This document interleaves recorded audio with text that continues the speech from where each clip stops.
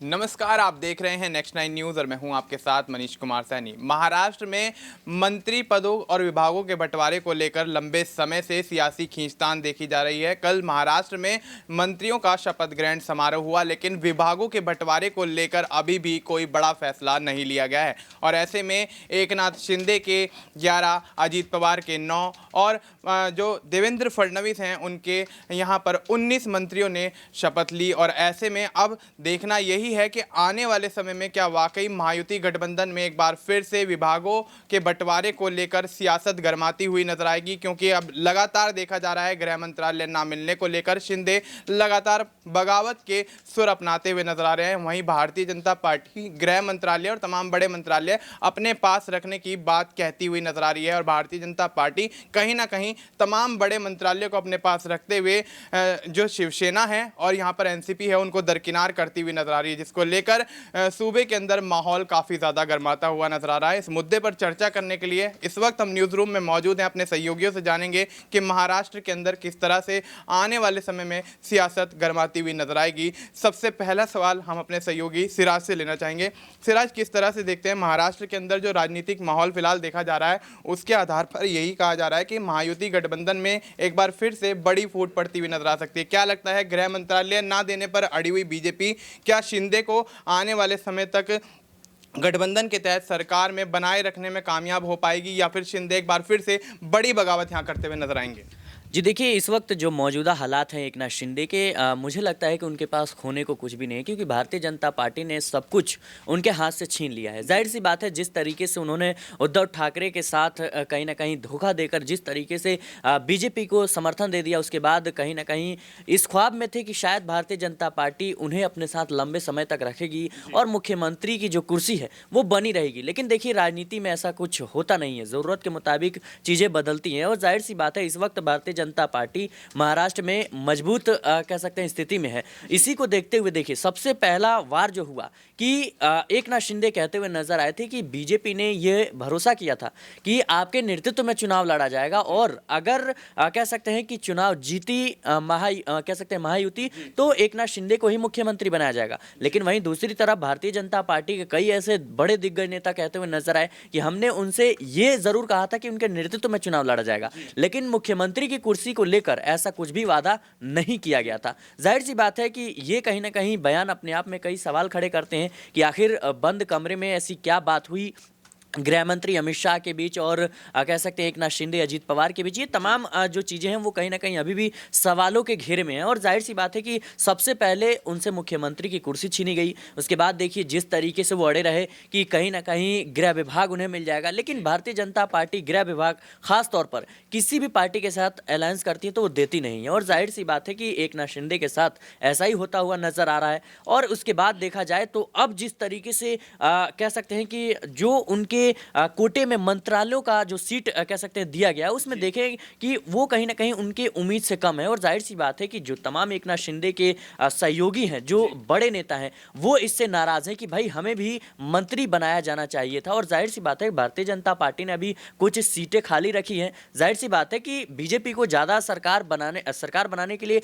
ज़्यादा सीटों की ज़रूरत नहीं है, ज़्यादा विधायकों की ज़रूरत नहीं है। भारतीय जनता पार्टी 132 सीटों पर जीत हासिल कर पाई है और 5 निर्दलीयों का समर्थन प्राप्त है। ऐसे में कहीं ना कहीं उन्हें मुश्किल से 7 से 8 सीटें चाहिए। तो जाहिर सी बात है कि इसको ध्यान में रखते हुए तमाम जो मंत्री पद की सीटें हैं उसको खाली रखा गया है कि जरूरत पड़ने पर अगर अजीत पवार और एकनाथ शिंदे कुछ बड़ा कदम उठाते हैं, बगावत करते हैं, तो फिर आसानी से मंत्री पद का लालच देकर कहीं ना कहीं जो विधायक हैं उनको अपने आप से जोड़ा जा सकता है। जाहिर सी बात है कि भारतीय जनता पार्टी इस बात को बखूबी समझती है कि जो कह सकते हैं उद्धव ठाकरे के साथ लंबे वक्त से कह सकते हैं सबसे भरोसेमंद और काबिल नेता हुआ करते थे, वो अगर उद्धव ठाकरे से बगावत कर सकते हैं तो हमारे साथ भी कर सकते हैं। जो शरद पवार से बगावत अजीत पवार कर सकते हैं तो हमारे साथ भी कर सकते हैं। तो जाहिर सी बात है कि भारतीय जनता पार्टी इस बात को बखूबी समझती थी। इसी वजह से लगातार अजीत पवार कह रहे थे कि कहीं ना कहीं मैं आपके साथ हूँ, फिर भी सरकार बीजेपी ने नहीं बनाया। तो ये तमाम जो चीज़ें हैं वो कहीं ना कहीं इस बात की ओर इशारा ज़रूर करते हैं कि एकनाथ शिंदे की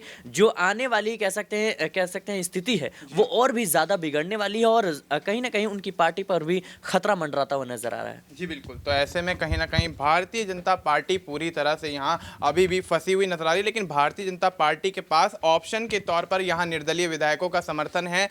उसके आधार पर कहीं ना कहीं अगर शिंदे और अजीत पवार बगावत करते हैं तो वो आगे सरकार बनाने में सक्षम हो सकती हैं। लेकिन अब अगला सवाल यहाँ हम अपने सहयोगी वफा से लेना चाहेंगे। वफा, किस तरह से देखते हैं महाराष्ट्र के अंदर जो पूरा राजनीतिक उथल पुथल मचा हुआ है, जिस तरह से सिराज ने समझाया कि जो भारतीय जनता पार्टी है वो लगातार इस बात पर अड़ी हुई है कि अगर यहाँ शिंदे और यहाँ पर अजीत पवार बगावत कर जाते हैं तो निर्दलियों का समर्थन मिलने के बाद वो सरकार बनाने में पूरी तरह से यहाँ पर कामयाब हो पाएंगे। तो क्या लगता है, क्या वाकई यहाँ पर जिस तरह से गृह मंत्रालय अपने पास भारतीय जनता पार्टी रखती हुई नजर आई, तमाम बड़े मंत्रालय अपने पास रखती हुई नजर आई, तो इसके आधार पर शिंदे लगातार पार्टी में या यूँ कहें कि गठबंधन में बरकरार रहेंगे और अजीत पवार भी यहाँ पर कोई बगावती सुर अपनाते हुए नजर नहीं आएंगे? किस तरीके से देखते हैं? देखिए, बीजेपी का ये दस्तूर रहा है कि वो जिस पार्टी के साथ भी गठबंधन करते हैं उसको ख़त्म कर देते हैं। इसमें हमारे पास बहुत सारे उदाहरण हैं। जैसे कि पहले अगर महाराष्ट्र का ही एग्जाम्पल हम लें तो उद्धव ठाकरे के साथ में उन्होंने गठबंधन किया, काफ़ी समय तक दोनों ने साथ में सरकार भी चलाई। उसके बाद में उन्होंने उद्धव ठाकरे को लगभग ख़त्म कर दिया। अगर हम हरियाणा का देखें तो हरियाणा में उन्होंने दुष्यंत चौटाला के साथ में सरकार बनाई। पिछली बारी सरकार चल रही थी, लेकिन उसके बाद में इस चुनाव में कहीं ना कहीं दुष्यंत चौटाला को पूरी तरह से समाप्त कर दिया। वहीं पर ऐसा हमें बिहार में भी देखने को मिला। बिहार में हालांकि पूरी तरह से तो समाप्त नहीं कर पाए हैं नीतीश कुमार को, लेकिन काफ़ी हद तक अगर पहले के मुकाबले पर देखा जाए तो लगभग आधी सीटों पर उनको समेट कर रख दिया है। तो ऐसे में बीजेपी पर ये काफ़ी आरोप लगते रहे हैं कि बीजेपी जिसके भी साथ में मिलती है उसको ख़त्म कर देती है। ऐसे ही इस बार एकनाथ शिंदे के साथ में देखा जा रहा है, क्योंकि शिंदे ने पिछली बार पूरी तरह से समर्थन दिया बीजेपी के साथ में, बीजेपी के साथ में सरकार बनाई और बीजेपी इसके अलावा बीजेपी ने जो उनसे मांगा उन्होंने बीजेपी को दिया। आपने देखा कि पिछली बार जो गृह मंत्रालय था वो बीजेपी के पास में था। तो इस बार अगर आप एकनाथ शिंदे को डिप्टी सीएम बना रहे हैं तो गृह मंत्रालय आपको देना चाहिए, क्योंकि 57 विधायक भी कम नहीं होते हैं। इसके बावजूद उनको इस बार उनको लग रहा है कि उनको जरूरत नहीं है। अब जरूरत नहीं है तो इसलिए वो कहीं ना कहीं शिंदे को भी कमजोर करने का प्रयास कर रहे हैं कि अगले चुनावों में अगर वो साथ में रखते, वो क्या कहें, लॉलीपॉप थमाना चाहते हैं। शिंदे को चाहते हैं कि आप लॉलीपॉप लीजिए और हमारे साथ में बने रहिए। मतलब हम चलेंगे तो अपने हिसाब से, आपके हिसाब से हम नहीं चलेंगे, आप कोई बड़े मंत्रालय आपको नहीं देंगे, लेकिन आप हमारे साथ में बने रहिए। यही उनका दस्तूर रहा है। और लेकिन इस बार में क्या है, उनके पास उनको क्या है, शिंदे की जरूरत नहीं है। जरूरत यूं नहीं है क्योंकि एक तरफ उनके पास अजीत पवार भी हैं, अजीत पवार के पास भी 41 विधायक हैं। उनके पास कहीं ना कहीं क्या है, 132 विधायक अपने हैं, 5 निर्दलियों का उनको समर्थन मिल गया है। तो उनको सरकार बनाने के लिए बहुत ज्यादा विधायकों की जरूरत नहीं है। और बीजेपी के ये भी देखा जाता है कि बीजेपी जब कम विधायकों की कहीं से जरूरत पड़ती है कहीं से जोड़ तोड़ भी वो कर लेते हैं। जोड़ तोड़ को मैं इसलिए कह रहा हूं क्योंकि जैसे महाराष्ट्र में पिछली बार जोड़ तोड़ ही की गई थी, भाई शिवसेना को तोड़ के जोड़ तोड़ की गई थी। इसके अलावा काफी जगह पर उन्होंने जो है जोड़ तोड़ के तरीके अपनाए हैं। पिछली बार आपने देखा होगा मध्य प्रदेश में उन्होंने सिंधिया को तोड़ा था और अच्छे खासे विधायक लेकर के सिंधिया जो थे वो बीजेपी में आ गए थे। इसके बाद में उन्होंने सरकार बना ली थी। तो ये जोड़ तोड़ का जो सिलसिला है ये बीजेपी बखूबी जानती है कि उसको सरकार कैसे बनानी है। वो जोड़ तोड़ करना में अच्छी तरह से माहिर है। तो उसको ये लगता है कि अगर एकनाथ शिंदे चले भी जाते हैं तो कहीं एकनाथ शिंदे के कुछ विधायक तो ऐसे होंगे जो उनके समर्थन में आ जाएंगे।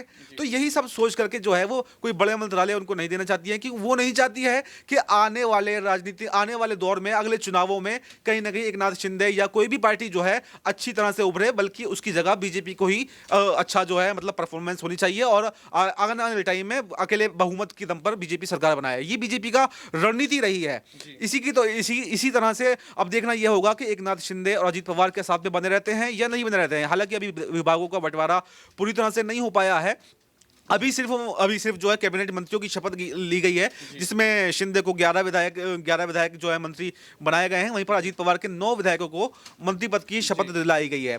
अब ऐसे में देखना यह होगा कि मंत्रालयों के बंटवारे के बाद में क्या रिएक्शन आता है। मंत्रालयों का बंटवारा कब तक होता है। अभी जो है विधानसभा सत्र है, शीतकालीन सत्र जो है आज से शुरू हो रहा है।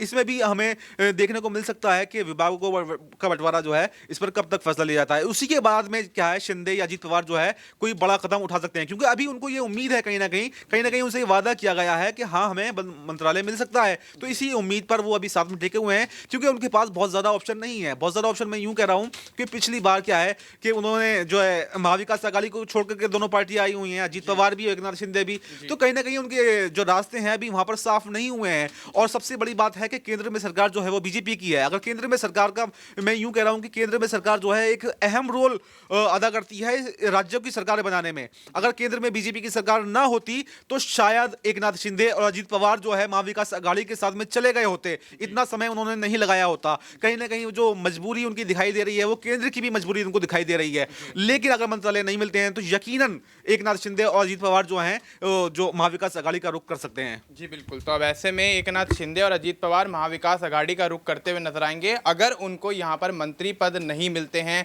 बड़े मंत्रालय नहीं मिलते हैं, बड़े विभाग नहीं मिलते हैं, तो कहीं ना कहीं देखा जाए तो महाराष्ट्र की राजनीति पूरी तरह से इस वक्त फंसी हुई नजर आ रही है, जिसके चलते अजीत पवार और यहाँ पर जो एकनाथ शिंदे हैं उनकी बगावत के आसार यहाँ पर दिखने लगे हैं। और ऐसे में महाराष्ट्र के अंदर माहौल और भी ज़्यादा पेचीदा होता हुआ नजर आ रहा है। अगला और आखिरी सवाल यहाँ पर अपने सहयोगी दिनेश से लेना चाहेंगे। दिनेश, किस तरह से देखते हैं जब यहाँ पर देखा जा रहा है कि एकनाथ शिंदे और अजीत पवार यहाँ बगावत पर उतरे हुए हैं और मंत्री पद और विभागों के बंटवारे को लेकर लंबे समय से सियासी खींचतान चला आ रहा है और आज से विधानसभा का सत्र भी शुरू हो रहा है, तो क्या लगता है क्या आने वाले समय में भी अजीत पवार और एकनाथ शिंदे यहाँ पर बगावत नहीं करेंगे? क्या भारतीय जनता पार्टी उनको मनाने में कामयाब हो पाएगी? क्योंकि अब जो माहौल यहाँ पर दिखाई दे रहा है तो वो बगावत का ही माहौल दिखाई दे रहा है। और अगर बगावत कर लेते हैं तो क्या वाकई भारतीय जनता पार्टी इतनी सक्षम है कि वो सरकार बना सकती है, या फिर यहाँ पर री इलेक्शन का ऑप्शन यहाँ पर दिखता हुआ नजर आएगा? देखिए, पहली नज़र में देखा जाए तो यदि दोनों राजनीतिक गुट जो कि शिंदे का गुट है और अजीत पवार गुट है, यदि दोनों बगावत करते हैं तो यहाँ पर बीजेपी की सरकार जाहिर तौर पर मुश्किल होगा। लेकिन ऐसा संभव नज़र नहीं आता, क्योंकि बीजेपी यहाँ पर थंपिंग मेजोरिटी के साथ महाराष्ट्र में जो है एक अच्छे बहुमत तक पहुँची है।